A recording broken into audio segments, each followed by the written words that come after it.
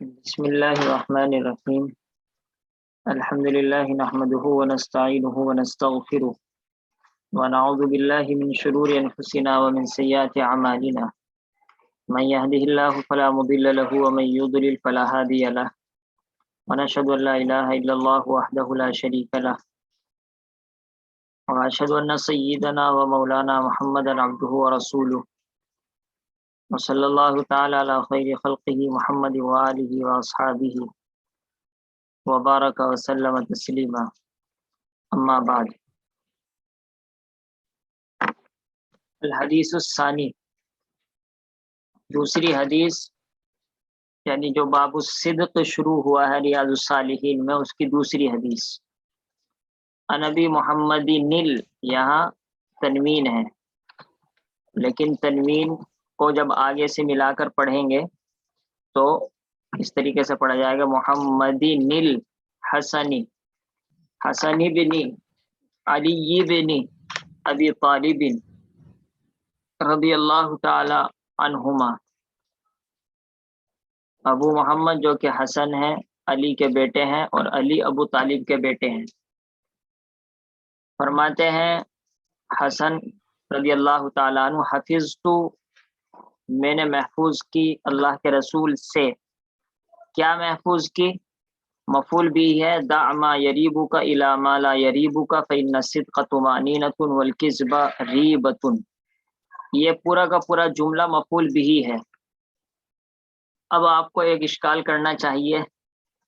اشکال یہ ہے کہ مفعول بھی تو اسم ہوتا ہے، ہمیشہ مفعول بھی اسم ہوتا ہے، تو کیا فعل ہو جاتا ہے؟ اس کا جواب یہ ہے، حالانکہ دع تو فعل امر ہے، اور فعل امر تو فعل ہوتا ہے، اسم تو ہوتا نہیں، تو یہاں پر کیسے مفعول بھی بنا دیا؟ تو اس کا جواب یہ ہے کہ ایک ہوتا ہے کسی لفظ کا لفظوں کا اعتبار کرنا، اور ایک ہوتا ہے اس کے معنی کا اعتبار کرنا.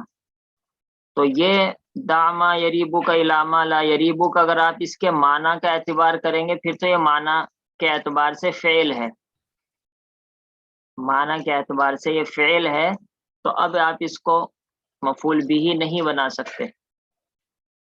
لیکن لفظوں کے اعتبار سے یہ لفظ ہے، جملہ ہے، اور جملتن اگر آپ بولیں گے وہ بھی اسم ہے، لفظن اگر بولیں گے وہ بھی اسم ہے، کلامن اگر بولیں گے وہ بھی اسم ہے. تو یہاں پر اس کے الفاظ مراد ہیں، اس کے معنی مراد نہیں. تو پہلے نمبر پر آپ جب اس کو مفعول بھی بنائیں گے، دع ما یریبک الی ما لا یریبک کو، تو اس کے الفاظ مراد لیں گے، اور الفاظ اسم ہوتا ہے، اس وجہ سے اس کا مفعول بھی بننا درست ہے. یہ ایسا ہی ہے جیسا کہ آپ کہنے لگے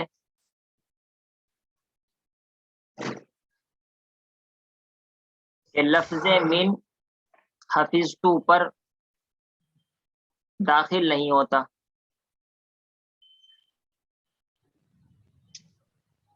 تو من حرف جر ہے،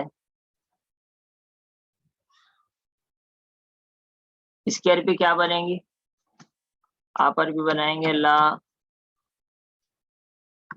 تدخلو من علی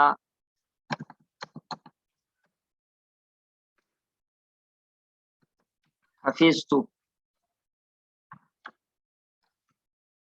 تو یہاں پر حفظت فعل ہے نا، تو حفظت فعل ہے تو اس کے اوپر علی حرف جر داخل نہیں ہونا چاہیے، کیونکہ علی حرف جر تو ہمیشہ اسم پر داخل ہوتا ہے. تو کیا جواب دیں گے آپ جواب یہاں پر یہ دیں گے کہ حفظت کے الفاظ یہاں پر مراد ہیں، اور حفظت لفظوں کے اعتبار سے کلمہ کہہ لیجئے تو وہ بھی اسم ہوا، کہہ لیجئے کہ لفظ ہے وہ بھی اسم ہوا.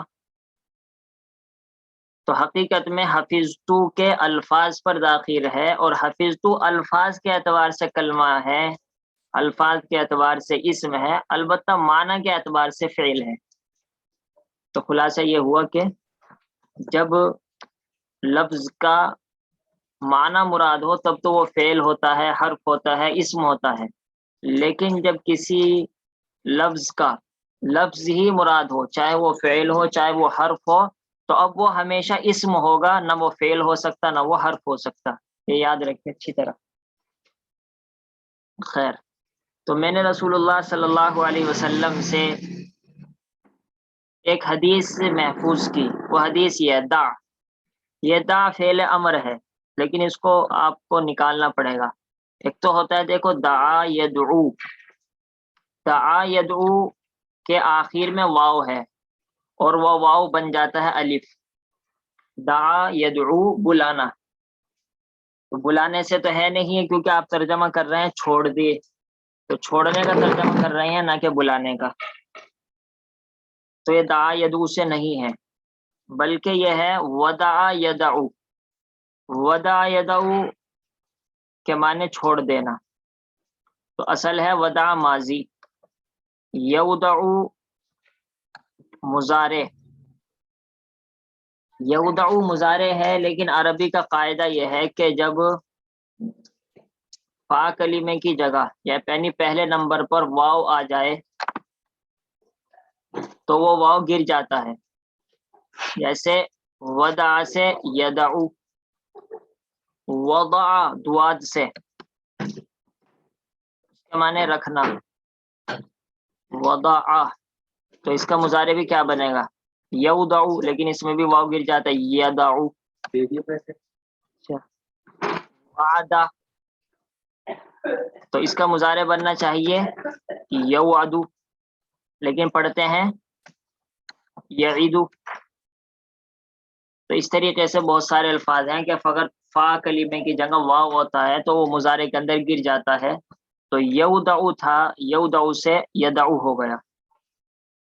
اور آپ جانتے ہیں کہ امر بنتا ہے مضارع سے، تو علامت مضارع ہٹا دیجئے، کیا ہو گیا دع ہو گیا، تو اس میں ہم کو الف لگانے کی ضرورت نہیں پڑی، حمزہ لگانے کی ضرورت نہیں پڑی، کیوں؟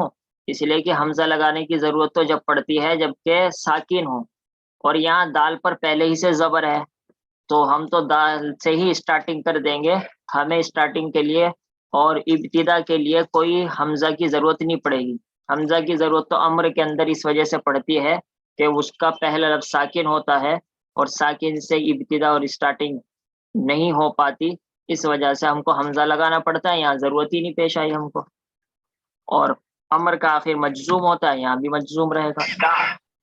چھوڑیے، کیا چھوڑیے؟ ما یریبو کا، تو سیدھا سیدھا مفعول بھی ہے ما یریبو کا، ما اس میں موصول ہے اور یریبو کا اس کا صلہ ہے، چھوڑ دیجئے وہ جو کہ، وہ جو کہ، تو اتنی مرتبہ کہہ لیا میں نے کہ انشاءاللہ اب آپ کے سمجھ میں آ گیا ہوگا کہ اس میں موصول کی پہچان کیا ہے۔ رابع یریبو، باب ضرب سے شک میں ڈالنا، اور ارابہ یریبو باب افعال سے اس کے معنی بھی شک میں ڈالنا، اسی وجہ سے نیچے لکھا ہے امام نووی نے قولہ یریبو کا، کہ حدیث شریف میں جو یریبو کا آیا ہے بفتح الیا، اس کو آپ یا کے فتح کے ساتھ بھی پڑھ سکتے ہیں، یعنی ضرب سے رابع یریبو، اور آپ اس کو ضمے کے ساتھ بھی پڑھ سکتے ہیں، یعنی باب افعال سے ارابہ یریبو، یہ مطلب ہے بفتح الیا و ضمہ کا۔ چلیے ہم باب ضربہ سے پڑھ لیتے ہیں۔ داما یریبو کا، چھوڑ دیجئے اس کو وہ جو آپ کو کھٹک پیدا کرے، جو آپ میں کھٹک پیدا کرے، شک پیدا کرے۔ اصل ریب کا ترجمہ شک نہیں ہے، ریب کا ترجمہ صرف کھٹک ہے، قرآن میں سب لا ریب فی کا ترجمہ یہی کرتے ہیں کہ کوئی شک نہیں، لیکن اصل ریب وہ شک جس کے اندر کھٹک سی ہو۔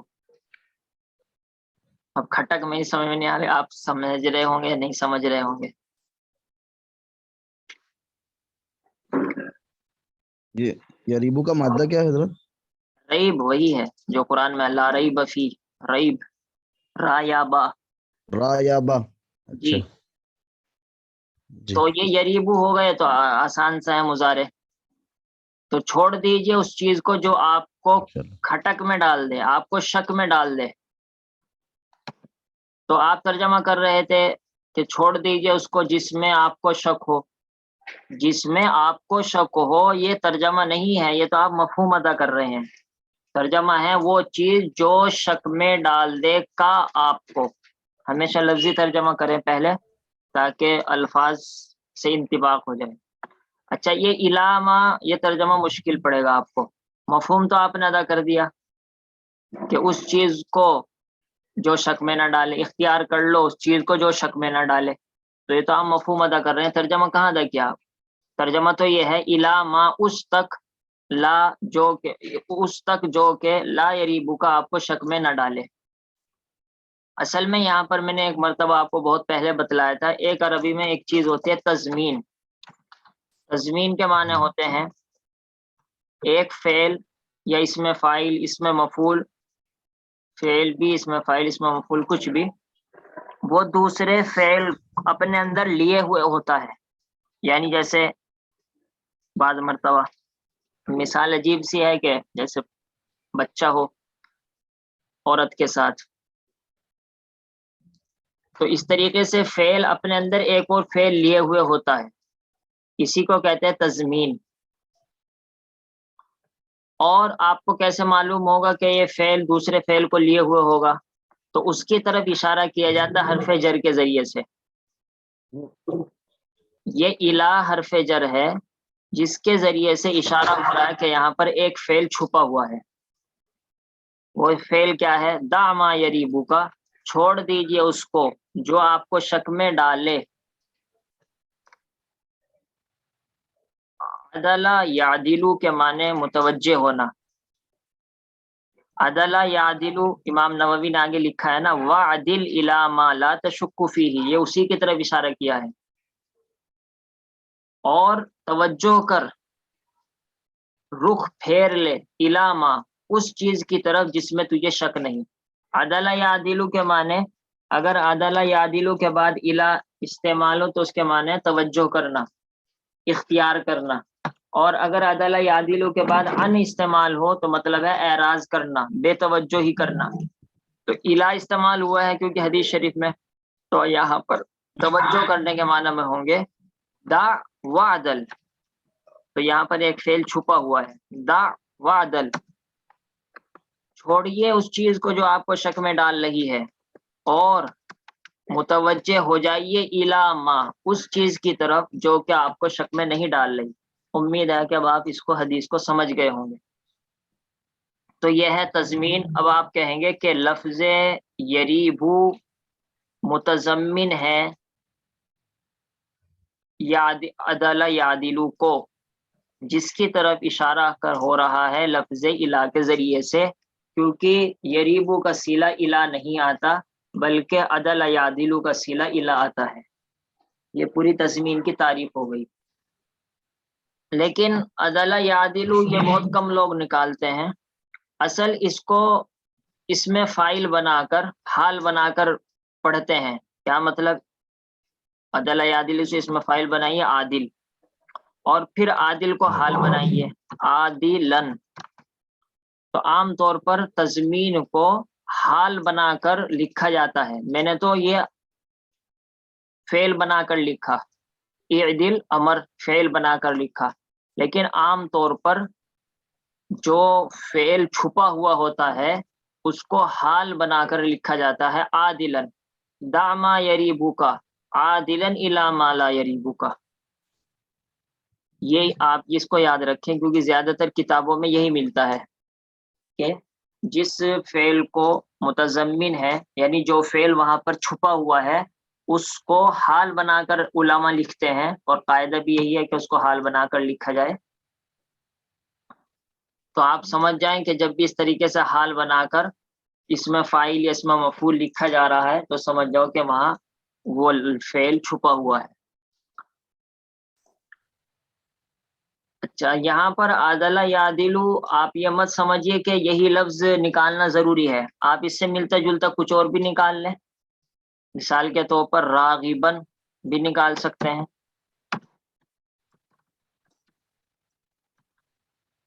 چھوڑ دیجئے اس چیز کو جو آپ کو شک میں ڈالے، راغبن توجہ کرتے ہوئے علامہ، اس چیز کی طرح جو کہ آپ کو شک میں نہ ڈالے۔ تو اور اس جیسے الفاظ بھی آپ لکھ سکتے ہیں، کوئی ایک لفظ متعین نہیں ہوتا بلکہ معنی جس کے بھی فٹ بیٹھ جائیں آپ اسی کو لگا سکتے ہیں۔ تو آپ اس کو اچھی طرح یاد کر لیں۔ تضمین یا کبھی لغت آپ اس کو نحو کی کتابوں میں نہیں پڑھیں گے، کیونکہ اس کا تعلق نحو سے ہے ہی نہیں، اس کا تعلق تو بلاغت سے ہے. مختصر میں ملے گا آپ کو یہ، یا پھر دروس البلاغہ میں ملے گا.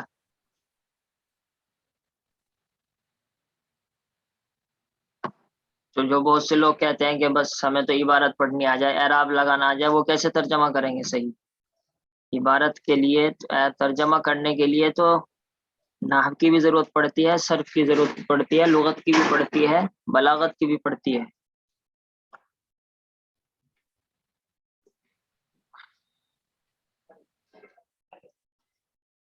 اتنی مضبوط عربی ہمارے مدرسے والے ہی پڑھا سکتے ہیں.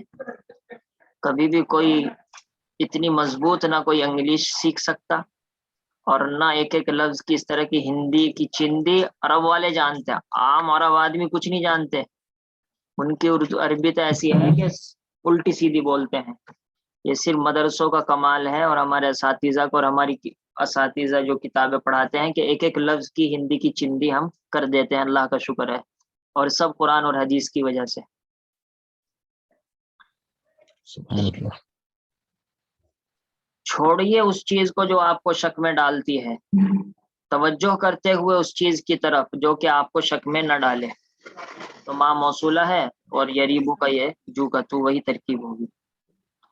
فا سببیہ ہے، یعنی آپ صلی اللہ علیہ وسلم کیوں کہہ رہے ہیں کہ اس چیز کو چھوڑ دو جو آپ کو شک میں ڈال رہی ہے؟ شک میں نہیں، جو آپ کو کھٹک رہی ہے دل میں.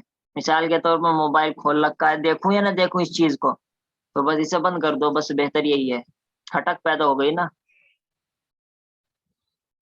فَإِنَّ الصِّدْقَ، کیونکہ یہ فا کیونکہ اس وجہ سے کہ یہ جہاں بھی ترجمہ ہوتا ہے تو فا سببیہ ہوگا، اس لیے کہ صدق طمانینہ ہے. آپ سب طمانینہ پڑھ رہے ہیں، یہ طمانینہ ہے تاکہ پیش کے ساتھ. اردو میں تو طمانینت ہی بولا جاتا ہے، لیکن عربی میں طمانینت پیش کے ساتھ ہے. فَإِنَّ الصِّدْقَ طمانینۃ، اس لیے کہ سچ اطمینان ہے. کیا مطلب؟ یہ وہ والا سچ نہیں ہے، سچ بولنے والا. اصل میں یہ بھی بات وہی بار بار جو میں کہتا ہوں، اردو میں کسی لفظ کا ترجمہ کچھ اور ہوتا ہے، عربی میں کسی لفظ کا ترجمہ کچھ اور ہوتا ہے. صدق کے معنی عربی کے اندر وسیع ہے. اگر زبان سے سچ ہو وہ بھی صدق ہے، اور اگر عمل سے صدق ہو وہ بھی سچ ہے. تو یہاں صدق سے مراد ہے سچائی کی کیفیت، اس لیے کہ سچائی کی کیفیت سے سکون ملتا ہے، اور جھوٹ کی کیفیت شک میں ڈالتی ہے. یعنی جب آپ کو اس چیز کے اندر شک ہو رہا ہے تو سمجھ لو یہ جھوٹا عمل ہے، اور جب اس کام کے کرنے پر آپ کو دل سے اطمینان ہو رہا ہے تو سمجھ جاؤ کہ یہ سچا عمل ہے. یہ مطلب ہے. تو جب تمہارے دل میں اس کے کرنے پر شک پڑ رہا تو سمجھ جاؤ یہ جھوٹا عمل ہے، غلط ہے. اور جب اس کے کرنے سے سکون ہو رہا تو سمجھ جاؤ کہ یہ سچا عمل ہے. یہ بہت اہم حدیث ہے. فَإِنَّ الصِّدْقَ طُمَانِینَةٌ، اس لیے کہ سچائی دل کا سکون ہے. وَالْكِذْبَ، کذبو دونوں پڑھ سکتے ہیں. اور جھوٹ شک کا سبب ہے، شک میں ڈالتا ہے. امام ترمذی نے اس کو نقل کیا، فرمایا حدیث صحیح ہے. یریبو کا یا کے فتح کے ساتھ اور یا کے ضمے کے ساتھ ہے. معنی ہوں، اس کا معنی اترک، چھوڑ دیجئے. تو دا کا ترجمہ کیا امام نووی نے اترک، امر کے ساتھ، چھوڑیے. ماں، اس چیز کو، تشکو کہ آپ کو شک ہو رہا ہے، فی حلہ، یہ حل ہے، اس کے حلال ہونے میں. حل مصدر ہے، حل یحلو حلالا حلن، حلال ہونا. چھوڑ دیجئے اس چیز کو کہ شک ہو رہا ہے اس کے حلال ہونے میں. وعدل، اور توجہ کیجئے، الاما، اس چیز کی طرف جس میں تم کو شک نہیں ہو رہا ہے. شک کا یہ شک کرنا، جس میں تم شک نہیں کر رہے ہو. تو وادل، اب آپ کی سمجھ میں آیا ہوگا کہ امام نووی نے وادل نکال کر کیوں دکھایا تھا. اصل وہی کہنا چاہ رہے کہ یہاں پر وادل چھپا ہوا ہے، اور اسی چھپے ہوئے کو تضمین کہتے ہیں. اس کو اچھی طریقے سے یاد کر لینا تضمین کو. سبحان اللہ بحمدہ، سبحانک اللہم وبحمدک، نشہد ان لا الہ الا انت، نستغفرک ونتوب الیک. سبحان ربک رب العزۃ عما یصفون، وسلام علی المرسلین، والحمد للہ رب العالمین، وصلی اللہ تعالی علیہ وعلی آلہ واصحابہ اجمعین. السلام علیکم ورحمۃ اللہ.